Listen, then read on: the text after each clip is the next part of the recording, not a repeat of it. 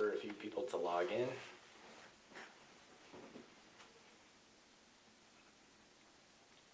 Welcome everybody. Just waiting for a few extra patients and interested parties to join us, so please be patient.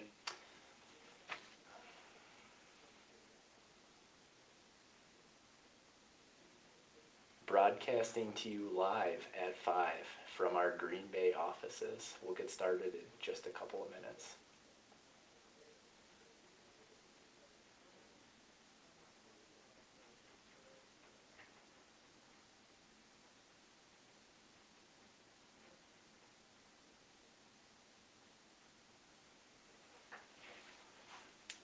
Welcome to those of you joining us. We'll get started in just a few minutes, waiting for the rest of the crew to join.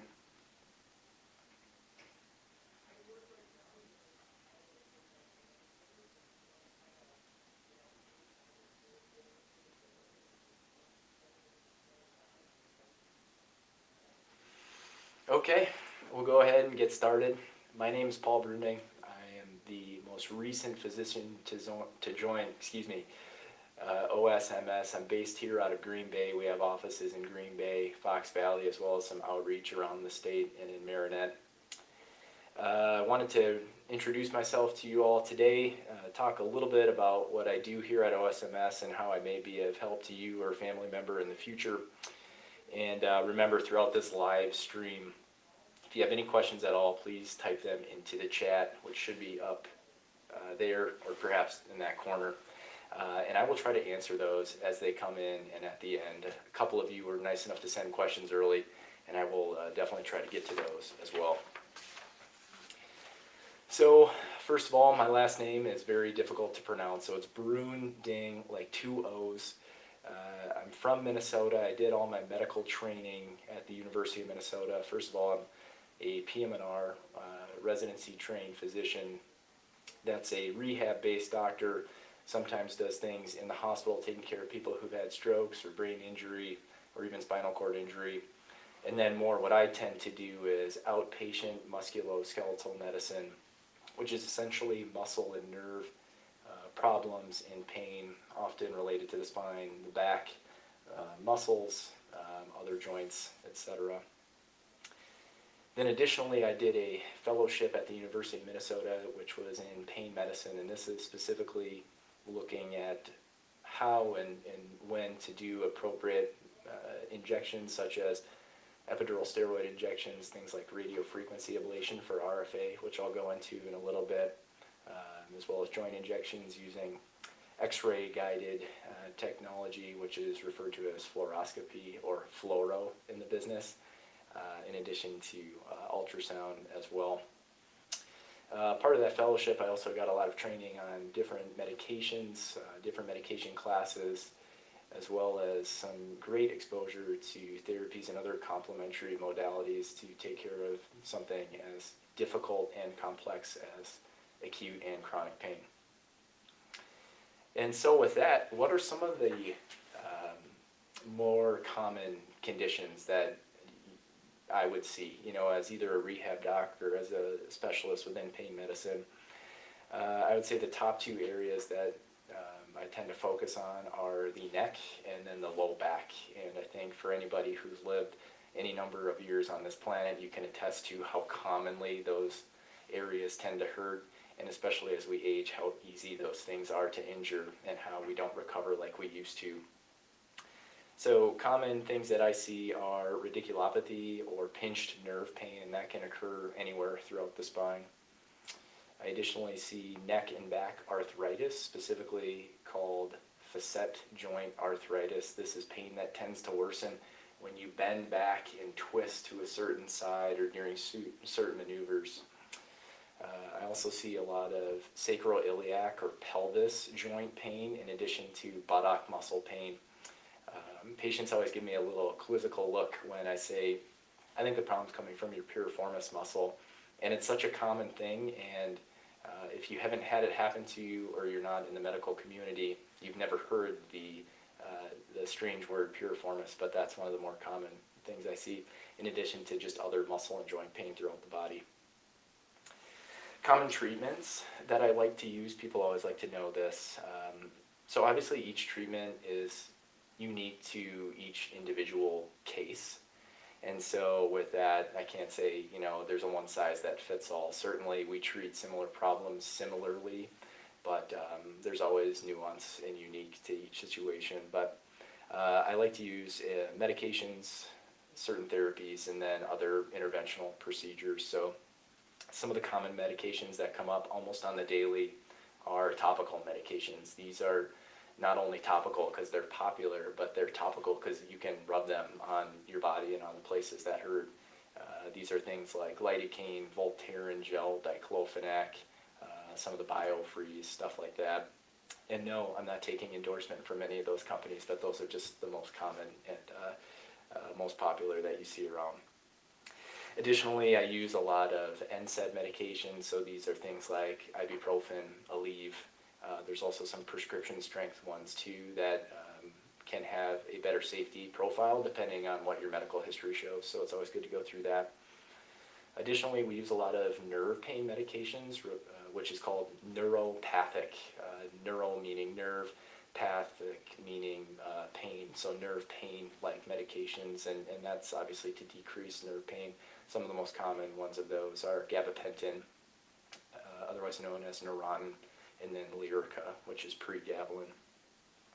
And then finally, one of the ones I use pretty commonly are muscle relaxants. So people have tried those, Flexeril, tizanidine, things like that. Some of the therapies that I utilize, we have access to quite a great team of therapists throughout the Northeast Wisconsin region. I heavily utilize physical therapy, getting the body moving, stretched out, diagnosing the appropriate problems, a big step, and then finding the right rehab approach to get you back doing the things that you want to do is ultimately my goal and the way that I find to best help my patients. So I lean heavily on physical therapy, occupational therapy, a smaller and more nuanced group, but I would argue just as important as physical therapy, and probably gets a lot less glory around town just because people haven't heard about what an occupational therapist can do, and we have privilege of working closely with 2 or 3 occupational therapists in our building for certain conditions that come up, specifically with the hand or the arm. It can be a really good and lasting therapeutic result. Additionally, I also use and refer to chiropractors, and often if patients have a relationship with their chiropractor, then I'll just send over my notes of what I think is going on, treatments that I think could be helpful, and try to partner with the patient's other providers. And then finally, utilizing psychology service, because being in pain is both a physical and a mental endurance. Something that it's hard to tease apart. Oh, if it's just affecting your physical life, it obviously affects your mental and emotional life too. And I like to use pain psychologists to help work on that as I work on more of the medications, more of the structural issues, problems with anatomy, pinched nerve, a disc, and working on some of those deeper emotional impacts is helpful as well. Finally, common procedures that I do, most common would be the epidural steroid injection. These can be in the neck or the back. We use x-ray guidance for that. That's that fluoroscopy I talked about earlier. Most of those injections take anywhere from 5 to 15 minutes. We do them right here in our clinic, and you go home same day. Additionally, we do joint injections with both ultrasound and x-ray. And then finally, nerve burning procedures, which are called radiofrequency ablations, or RFAs, or sometimes neurotomies. It's nice that medicine calls the same thing 5 different names so that it's confusing to everybody. But radiofrequency ablation is actually a very common treatment. That's more for that arthritis pain that I talked about earlier, where you bend backwards and twist, and pain in the neck or pain in the low back. And so I've shared a little bit about myself, my scope of practice. I don't see any questions coming from the audience yet, which is fine. We have some questions here that have already been given. First question is, what is OSMS doing to help keep patients safe? It's a great question. COVID's on the front of many of our minds. First of all, we're not taking or seeing patients with active COVID in any of our facilities, so patients coming in to get surgeries or clinic visits, we're screening that they're not actively positive with COVID. We use social distancing and extra cleaning techniques with clipboards and things throughout our lobby and waiting facility, and then distancing within clinic rooms and shared spaces. Next question that has come in is it safe to have procedures right now? And that's another good question. If it's related to COVID, I think the short and easy answer is yes, although it is always a personal choice and circumstance. So depending on medical conditions that you have, other exposure risks, your ability to be out safely in the community in the middle of winter, driving 3 hours on icy roads, there's always things that maybe make a procedure a better or a worse idea within the circumstances. But I think I speak for me and my other medical staff that if the decision's been made or recommended to undergo a surgery or to undergo a procedure, that seems to be the proper medical treatment. And then if you have questions about weighing out the options of, is this the right time for me? I have XYZ going on in my life, or concerned about COVID, please feel free to call. I'm sure any of us physicians or our nursing staff would be happy to take that and work through that with you. Question number 3, why did I decide to become a doctor? This one makes me smile because I didn't realize this until recently, but my mom had saved like this little book, this art thing that I had made in 2nd or 3rd grade, and it was a book about like what my ideal day was or something like that. And at the end, it was a personal biography that 9-year-old me had written, and at the end of it, it said, "And I want to become a doctor, D-O-C-T-E-R."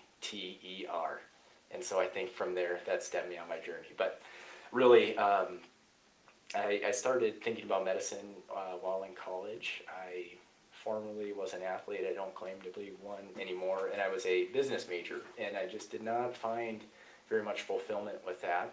And got into the biologic sciences, started taking anatomy classes, thought that that was really cool and very interesting, and saw how anatomy and physiology and form and function go on and create and affect everything about how we use our bodies and therefore live our lives. So from that pre-medical undergrad that I did at Bethel University in St. Paul, to then going to medical school and getting exposed to a few physicians who do this physical medicine rehab as well as pain medicine, I just feel like I got lucky and hit the jackpot and met the right people at the right time to really turn me on my course.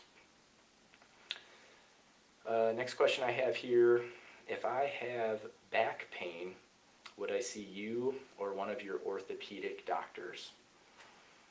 So keep in mind, some of my partners have been doing this for 20 to 25 years, and although they may be a shoulder surgeon or a hip surgeon, I trust their judgment without a doubt if something's coming from the neck or the back or the shoulder. And sometimes neck pain can cause shoulder issues, and shoulder pain can refer and maybe feel like it's coming from the neck. So issues can be more complex than they seem. And so with that, I would say, if you have a relationship with a physician here that you feel is good and therapeutic, and perhaps you've had surgery or something like that in the past with them, I would say please feel free to schedule an evaluation, come in and be seen.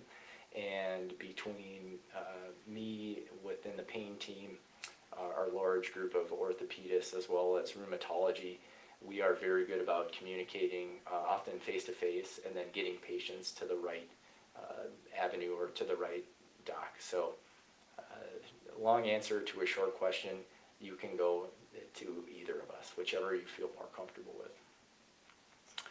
Next question I have is, what treatment do you have for migraines? It's a good question.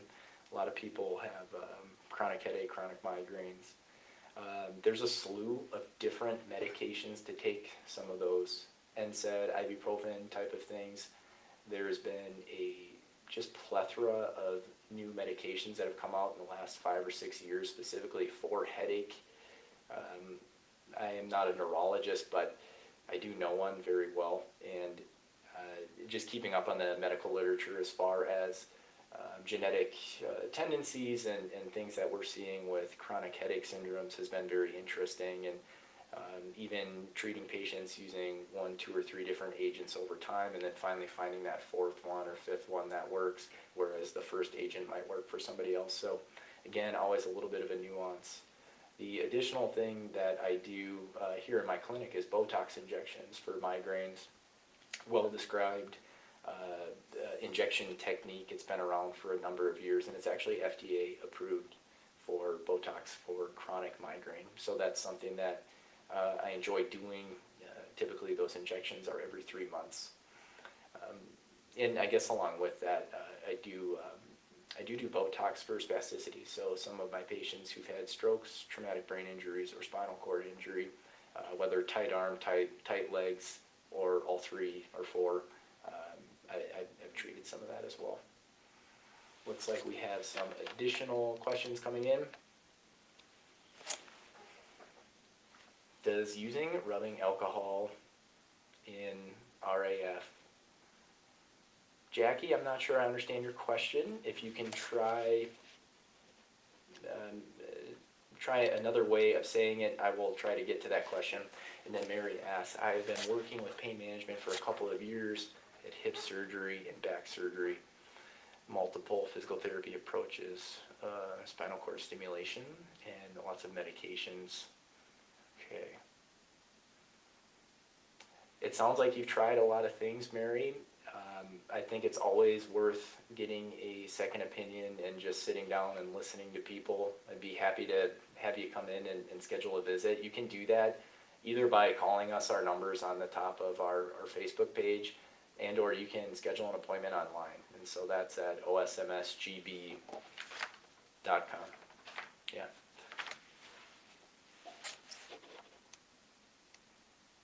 Other questions or comments?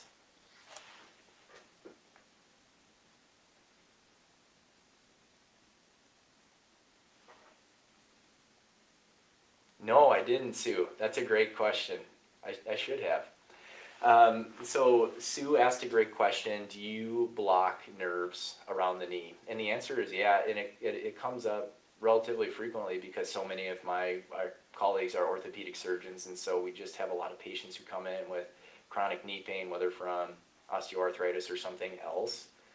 This idea of radio frequency ablation or burning those nerves that are feeding the sensation of arthritis or pain to the knee has been shown to have really good efficacy. We've started doing those here in our clinic.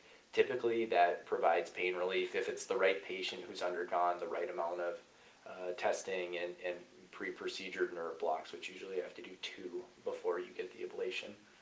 But typically that lasts for at least 6 months, if not 9 to 12 months, and it's not a surgery. It takes about 30 minutes, and you go home the same day. So yeah, great question, Sue. Thank you. Other questions at all?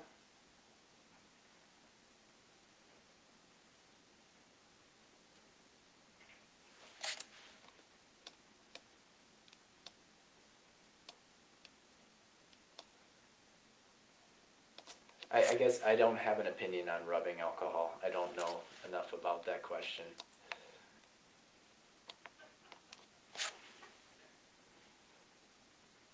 Alrighty. Okay, great. Can physical therapy help cervical discs that have moderate to prominent degenerative disc disease? That is an interesting question loaded with a lot of nuance. I think in brief, yes, I always or often think about physical therapy as a first line treatment for what's called axial or being a part of the axial skeleton as opposed to your appendages or the appendicular skeleton. As far as Linda's question, sometimes discs that have degenerated I do believe cause pain, and sometimes there's disc degeneration there, and I don't think they're causing pain. And part of this is a little bit of a growing trend of how even radiology has been describing disc degeneration. And one thing that I've seen is this description of consistent with normal aging. So if you take a MRI of someone who's 20 years old, there's relatively little chance that there's any arthritis or any sort of disc degeneration unless they've undergone like a true injury or accident. But as we age, similar to most of us who get gray hair and changes to our skin and whatnot, the bones of our spine and therefore our discs too do change in a somewhat normal and predictable pattern. And that's really where I, as the spine specialist, come in to help connect the dots between the imaging we see on the screen, the story that you're telling me in front of what's going on, and then doing a physical exam to try to tease out, like, is this pain really coming from the disc, or could it be something else? Could it be a muscle? Could it be kind of a pinched nerve, that type of thing?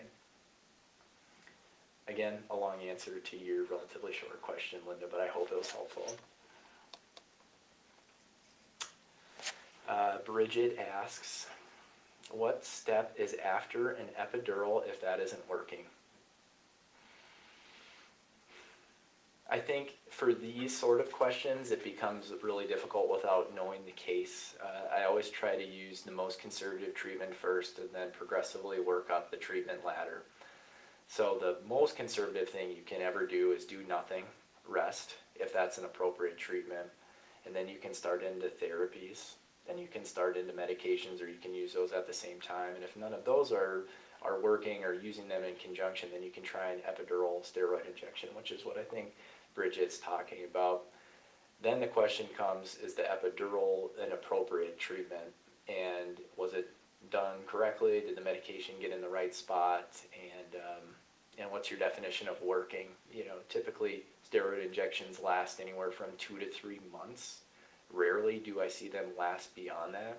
And if they're lasting less than 6 weeks or so, then I think that they're losing efficacy and that we may need to look at other avenues.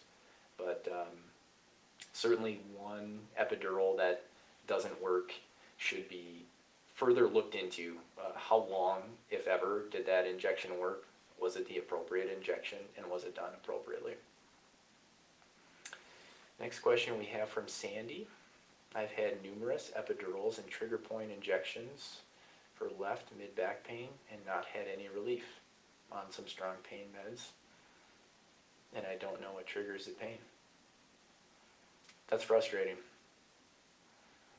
That's frustrating, and especially when you tried 1, 2, or 3 things, you've taken off time to go to the doctor, done the therapy, done this and that, and don't feel like you have any answers. That is very frustrating. I'd be happy to see you in clinic, go through any imaging, talk to you about your story. I do think that is one thing that is maybe a little bit more unique, or one thing that I try to really focus on in my practice is to let you as the patient talk, because ultimately you have the answers to everything that I need to know, and it's just about having a conversation and figuring out those details and what's important and what's not. Cindy asks, do you work with the sciatic nerve? Yeah, commonly. And you bring up a good point. So sciatica, it's kind of a grab-all term, just kind of saying like low back pain. Where exactly is that? And sciatica, people tend to describe that as either low back or buttock pain that radiates down kind of the hamstring area. But technically the sciatic nerve and its distal the nerves that it becomes, which are the tibial and fibular, go all the way down to the tips of your toes. And so depending on where you're having pain and what's being described, it may be more than just a sciatic nerve. But yes, in general, low back pain, buttock pain, pain that's shooting down the back of the legs, that's what I hear my patients call sciatica, and that's one of the most common things I see.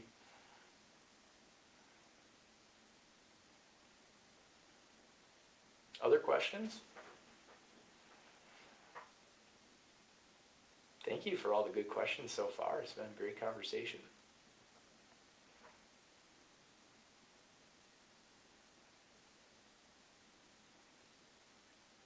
I'll give 30 more seconds for questions.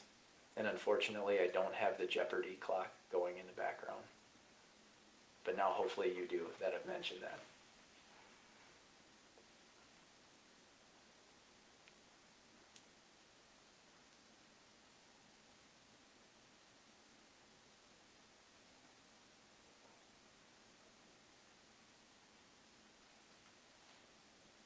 Okay.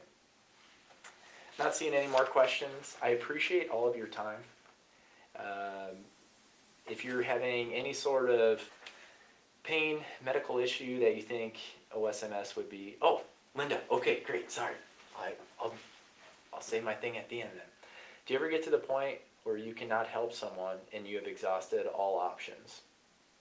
I do get to the point where I personally can't help somebody, but I have not run into a case where all options have ever been exhausted. Ever. Throughout all of my medical training, there's always additional things to do, always additional therapies, opinions to get. So no. Good question.